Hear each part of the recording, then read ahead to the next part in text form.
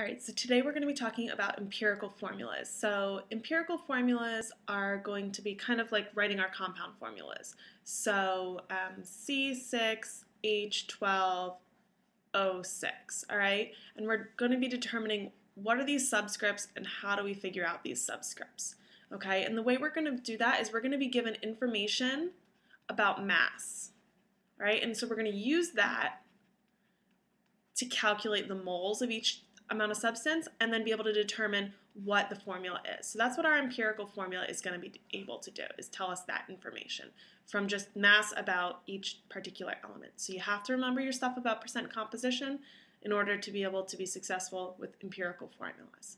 All right, so we're going to start by going through the steps. So whenever you're doing empirical formula calculations, the very first thing you want to do every single time is you're going to write the given over 1 for each element. Okay, write the given over 1 in its own set of parentheses for each element.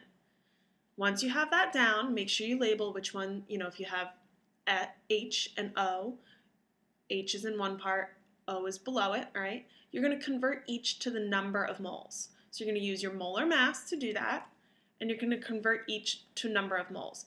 You cannot compare information in mass, you have to compare it in number, okay, in number of moles. So we're going to use our molar mass to do that. And that's from our periodic table. Once you have them all in number of moles, you're going to divide each and every one by the smallest number of moles. So you're going to look and see which one has the smallest number of moles and divide all of them by the smallest number of moles. That's essentially doing like a least common multiple type thing. You're trying to put it all into whole numbers. All right. If it's in whole numbers, once you've divided by the smallest number of moles, that's going to be the subscripts in the compound. If it's not, you're going to be using the lowest common multiple, we like to call it a magic number, in order to get them to all whole numbers so you can have the subscripts in the compound or your empirical formula. So we're going to go through two examples, one that already is in whole numbers, and the second one where you're going to have to use that lowest common multiple to get to your whole numbers for your empirical formula. All right, so let's give it a try. Example 1, what's the empirical formula for a compound made from 58.84 grams of barium, 13.74 grams of sulfur, and 27.43 grams of oxygen?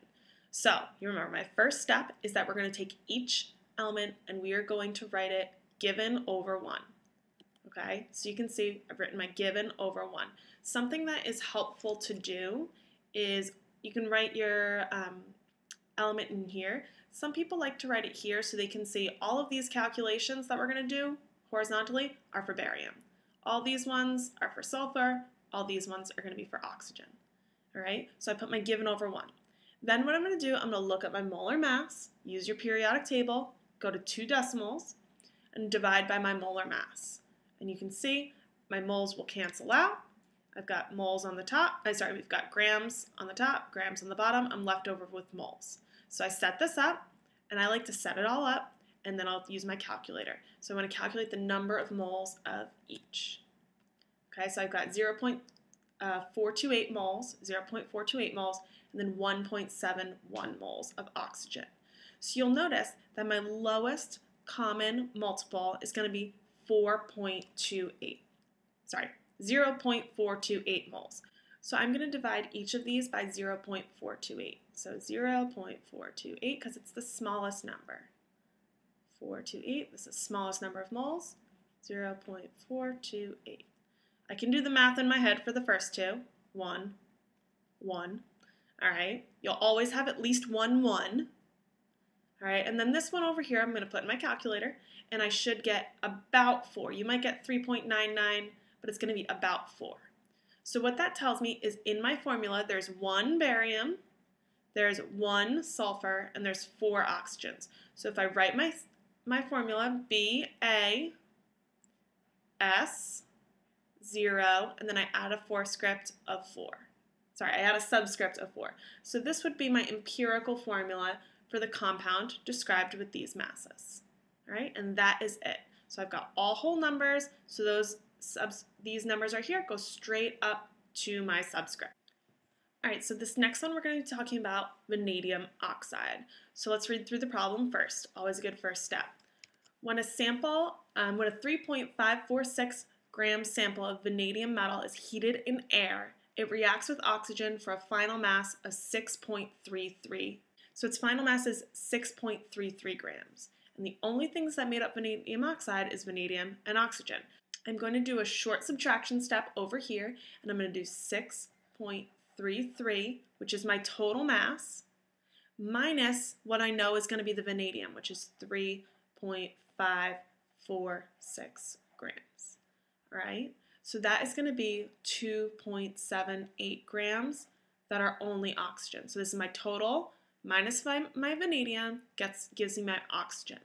So the first thing that I'm going to do once I have my grams of oxygen and my grams of vanadium is put them over 1, given over 1. All right? Something that's important to realize is that for this example, the number that's in the problem, 6.33, isn't one of my givens. Okay, it's used to help me find a given information. Okay, so I've got my given over 1, and then the second step that I'm going to do is I'm going to use my molar mass to determine how many moles of vanadium and how many moles of oxygen I have. All right, so I divided by my molar masses, again using 2 decimals and making sure my units canceled out. So now I'm going to put it in my calculator, and I'm going to get my number of moles of vanadium and my number of moles of oxygen.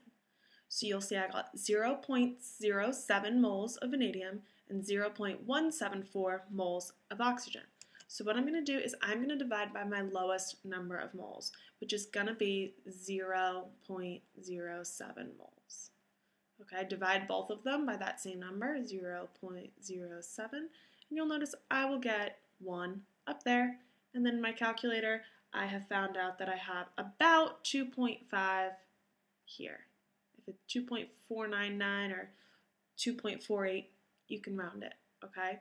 So what you'll notice is I can't just write my subscript like that, vanadium 1, oxygen 2.5. Nope, that's not cool, all right? I'm going to have not a whole number here, so you have to have a whole number, all right? So what I'm going to do is I'm going to use my lowest common multiple. These can both be multiplied by. They can both be multiplied by 2. So if I multiply this one by 2, I get 5, which is a whole number, and here I get 2, which is also a whole number. So my formula is going to be V2O5. All right. This number I multiply by is going to be the least common multiple, or the magic number, if you want to think about it that way. It's the magic number that makes everything a whole number. All right. So you get your original empirical formula at the end, and that is it. All right. So I want you guys to pay attention to this, and we're going to give it a try tomorrow in class. Nice work.